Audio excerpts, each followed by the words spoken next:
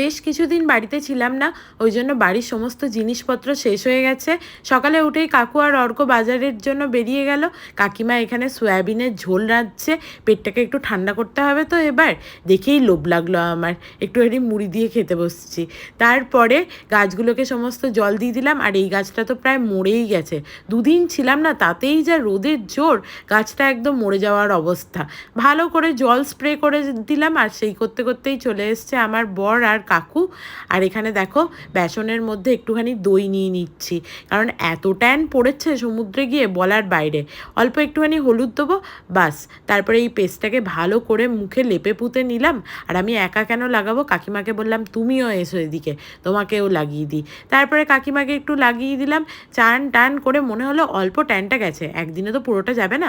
খাবারে ছিল chicken stew, অসাধারণ। চলো, লাভ ইউ, বাই। ভালো লাগলে সাবস্ক্রাইব করে দিও প্লিজ।